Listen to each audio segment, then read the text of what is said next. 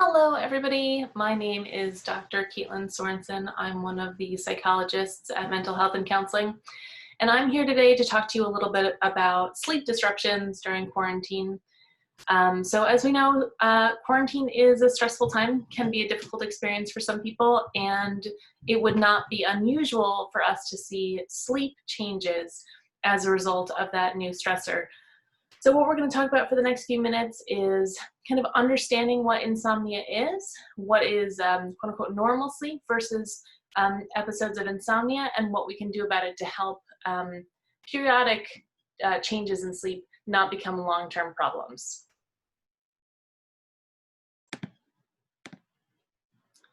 So here we go.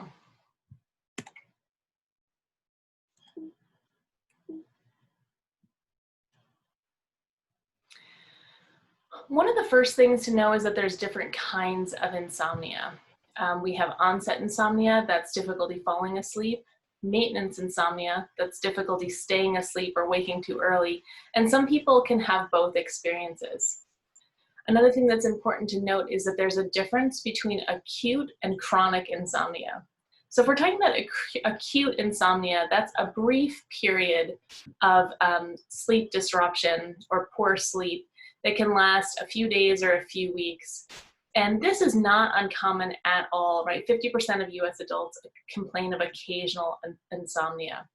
So we might expect an episode of insomnia during periods of stress or change or upheaval, things like coming back onto campus or housing disruptions or finals or midterms or being in quarantine. Chronic insomnia is when insomnia lasts more than 3 nights a week for at least a month. The next thing I want you to notice is this is sort of a stages of sleep of a typical night for a typical sleeper. And one thing that you want to notice is that sleep goes in cycles throughout the night. So there's multiple wake-ups throughout the night that are totally normal. Most people wake up between 1 and 3 times a night, but don't remember it.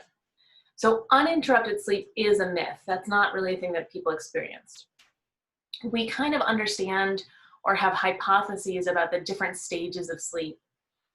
So one of the things that maybe you've heard of is REM sleep. This is where we have a lot of impact on our memories. This is where we dream, impact on our mood and emotions. The non-REM stage 1 and stage 2 that you see there on the left, this is our light sort of falling asleep or coming out of sleep, short duration. And then non-REM stage 3, this is our slow wave delta deep sleep. So in young adults, stage N3 sleep is kind of the most abundant in the first third of the night. So if you look at it on our graph here, you can see that that is the non-REM stage 3 is more present between 11 p.m. and 3 a.m. than it is for the rest of the night. So one of the things that's really good to notice is even if you're waking up earlier than you like, it can be useful to remind yourself that you've kind of banked that like deep sleep already in that first section of the night.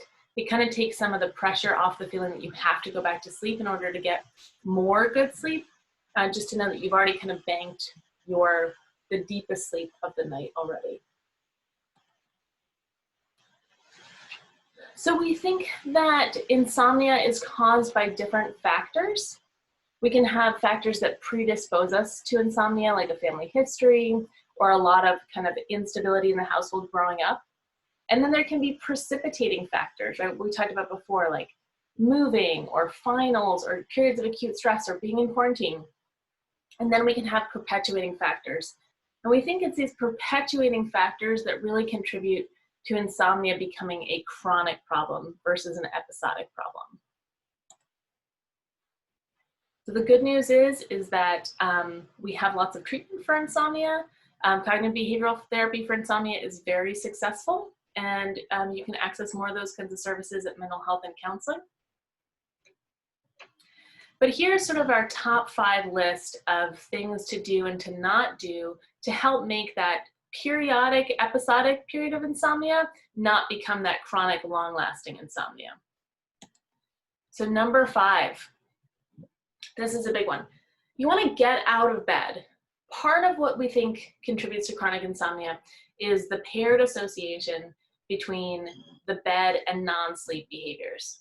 And non-sleep behaviors includes things like lying in bed worrying about whether or not you're going to fall back asleep. So if you've been lying in bed for about 15 to 20 minutes, you don't have to be checking your clock or the phone, just sort of go by your own internal clock. But if you've been lying there for about 15 to 20 minutes, you want to get up, you want to get out of your bed, and you want to do something mellow and distracting. So when I say mellow and distracting, I mean something that is sufficiently distracting, but not so agitating that it's going to get you all worked up and awake. So you don't want to be doing homework. You don't want to be like fighting with somebody on Facebook. You don't want to be on your phone or on your computer necessarily. So things like folding laundry or stretching, or often people just choose to read a book. Number 4 on the list is wake up. We want to keep a stable wake up time. We often talk a lot about the importance of a bedtime, and bedtime is important, but it's really the wake up time that sets your clock. So set an alarm to wake up at the same time every day, and try not to go more than an hour difference in wake up times between weekends and weekdays. But if you're waking up at 7 a.m. Monday through Friday, but on the weekends you're sleeping until 11 o'clock in the morning, that's almost like the equivalent of like flying all the way to California and having that much jet lag. So it's really the wake up time that sets the clock, aim to keep that consistent.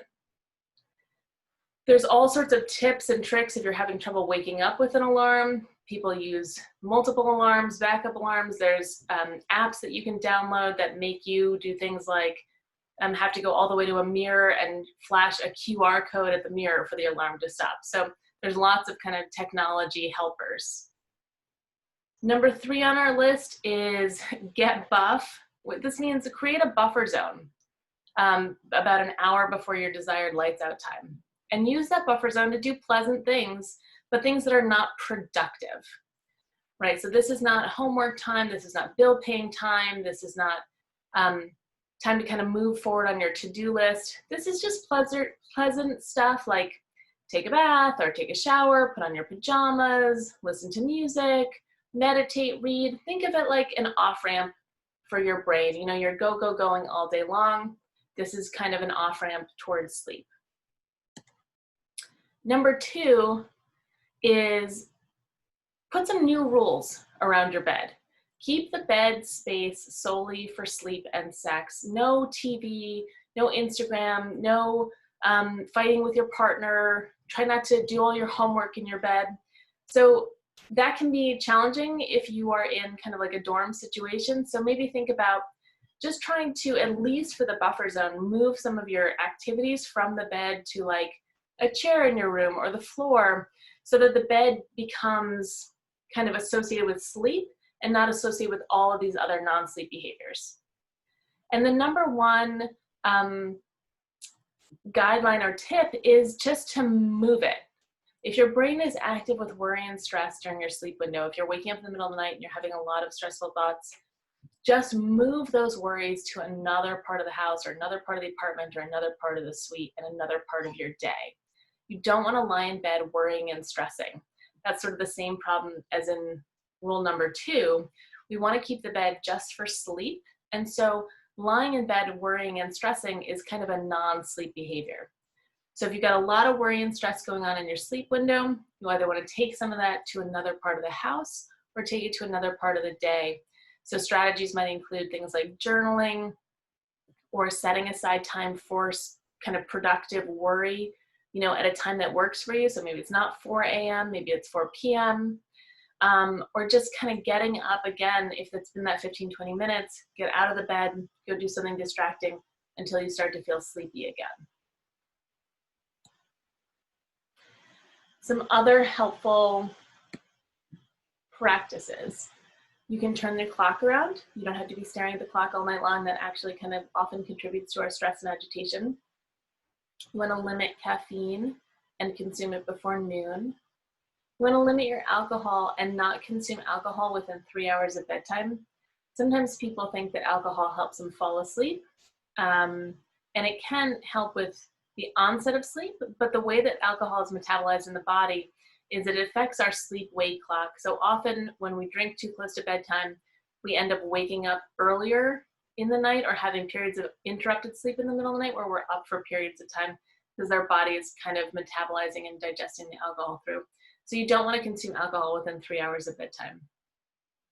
You want to exercise regularly, but not too close to bedtime. So we don't want to be working out too heavily right before we go to sleep if we're having sleep problems. If you're not having sleep problems and you have a regular exercise at night routine, that's fine. But if you are having sleep problems, you might want to temporarily move your exercise to an earlier part of the day until the sleep problems resolve. You want to keep your bedroom quiet, cool, and dark, and you don't want to eat a heavy meal too close to bedtime. You can have a snack so that some people get hungry in the middle of the night. So if you want to have a light snack like peanut butter or cracker or something like that before going to bed, that's fine, but you don't want to eat like a big meal. Similarly, we don't want to have our whole digestive system kind of waking up and doing its thing right as we're trying to get our whole body to relax and go to bed.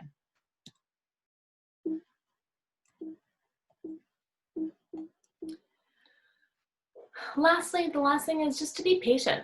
It took some time for your sleep problems to develop. And so it may take some time for your sleep problems to go back to normal. It's useful to remember that periodic periods of insomnia or poor sleep are understandable, especially when we're in a lot of stress. And right now, in quarantine, that's a stressful experience. And so it wouldn't be surprising at all to have some sleep changes.